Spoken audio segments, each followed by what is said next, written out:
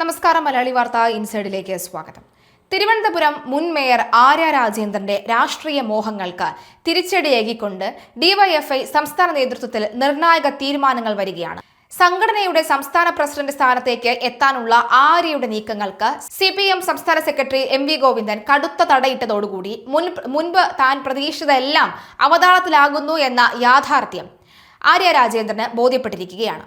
ഒടുവിൽ ഡിവൈഎഫ്ഐ സംസ്ഥാന പ്രസിഡന്റായി CPM സംസ്ഥാന കമ്മിറ്റി അംഗവും പ്രമുഖ യുവ വനിതാ നേതാവുമായ ചിന്ത ജെറോമിനെയും സെക്രട്ടറിയായി കല്യാശ്ശേരി MLAയും മുൻ SFI നേതാവുമായ M വിജിനെയും നിശ്ചയിക്കാൻ കോട്ടയത്ത് ചേർന്ന ഉന്നത നേതൃയോഗം അന്തിമ തീരുമാനമെടുത്തിരിക്കുകയാണ്.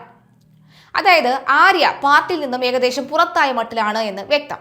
തലസ്ഥാന നഗരിയുടെ മേയർ സ്ഥാനത്ത് നിന്ന് പടിയിറങ്ങിയതിന് പിന്നാലെ ഡിവൈഎഫ്ഐയുടെ സംസ്ഥാന നേതൃനിരയിലേക്ക് വരാൻ ആര്യ രാജേന്ദ്രനും അവരെ പിന്തുണയ്ക്കുന്ന ചില പ്രമുഖ നേതാക്കളും വലിയ നീക്കങ്ങളാണ് നടത്തിയത്.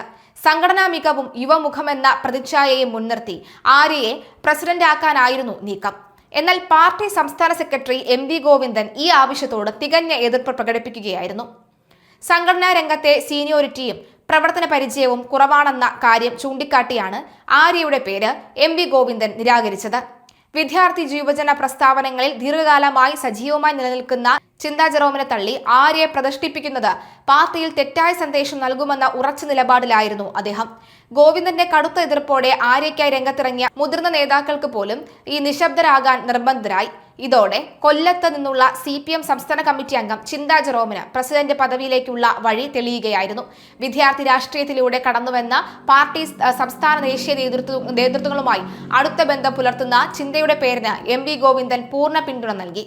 മുൻപ് കേരള സംസ്ഥാന യുവജനക്ഷേമ ബോർഡ് അധ്യക്ഷ എന്ന നിലയിൽ പ്രവർത്തിച്ച പരിചയസമ്പത്തും ചിന്തയ്ക്ക് അനുകൂല ഘടകമായി മാറി.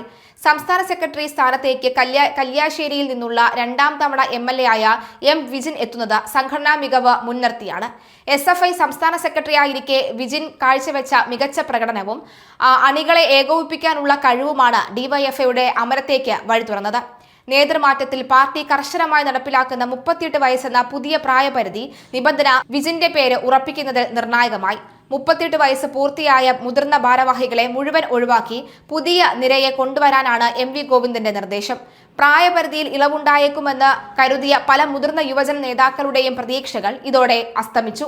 ഡിവൈഎഫ്ഐ ഭാരവാഹികളുടെ പ്രായപരിധി 38 വയസ്സായി നിജപ്പെടുത്തിയ MV ഗോവിന്ദന്റെ നിലപാടിനെതിരെ പാർട്ടിക്കുള്ളിൽ നിന്ന് തന്നെ രൂക്ഷമായ അമർഷവും വിമർശനവും ഉയർന്നിട്ടുണ്ട്. പരിചയസമ്പന്നരായ നേതാക്കളെ ഒറ്റയടിക്ക് ഒഴിവാക്കുന്നത് സംഘടനയെ ദുർബലപ്പെടുത്തുമെന്നും തീരുമാനം ഏകപക്ഷീയമാണെന്നും വിമർശകർ വാദിക്കുന്നു. എന്നാൽ പ്രായപരിധി മാറ്റമില്ലാതെ തുടരുമെന്ന കടുത്ത നിലപാടിൽ സംസ്ഥാന സെക്രട്ടറി ഉറച്ചു നിൽക്കുകയായിരുന്നു. ഓഗസ്റ്റ് 19 മുതൽ 22 വരെ തൃശൂരിൽ വെച്ച് നടക്കുന്ന ഡിവൈഎഫ്ഐ സംസ്ഥാന സമ്മേളനത്തിൽ വെച്ചാകും പുതിയ ഭാരവാഹികളുടെ ഔദ്യോഗിക പ്രഖ്യാപനം ഉണ്ടാവുക. അടുത്ത 3 വർഷത്തേക്കുള്ള പുതിയ പ്രവർത്തന പ്ലാനുകൾക്കും നയരേഖകൾക്കും സമ്മേളനം രൂപം നൽകും. സാധാരണയായി 3 വർഷം കൂടുമ്പോഴാണ് നേതൃമാറ്റം ഉണ്ടാകാറുള്ളതെങ്കിലും ഇത്തവണ സംസ്ഥാന സമ്മേളനം നടക്കാൻ 4 വർഷത്തോളം കാലതാമസമെടുത്തു. 2022 പത്തനംതിട്ട സമ്മേളനത്തിൽ ചുമതലയേറ്റ VK സനോജും V വസീഫും കാലാവധി പൂർത്തിയാകുന്ന പശ്ചാത്തലത്തിലാണ് ചിന്തയുടെയും വിജിന്റെയും നേതൃത്വത്തിൽ പുതിയ ടീം എത്തുന്നത്. വർത്തമാനകാല രാഷ്ട്രീയ വെല്ലുവിളികളെ നേരിടാൻ യുവജന പ്രസ്ഥാനത്തെ കൂടുതൽ ആക്രമണകാരികളാക്കാനും തെരുവുകളിൽ സജീവമാകാനും പുതിയ നേതൃത്വത്തിന് സാധിക്കുമെന്നാണ് CPM കണക്കുകൂട്ടുന്നത്. എന്നാൽ ആര്യ രാജേന്ദ്രനെ വെട്ടി ചിന്ത ജെറോമിനെ പ്രതിഷ്ഠിച്ചതിലെ അമർഷവും പ്രായപരിധി തർക്കങ്ങളും വരും ദിവസങ്ങളിൽ പാർട്ടിക്കുള്ളിൽ കൂടുതൽ പുകച്ചിലുകൾക്ക് വഴിവെക്കുമെന്ന കാര്യത്തിൽ സംശയമില്ല.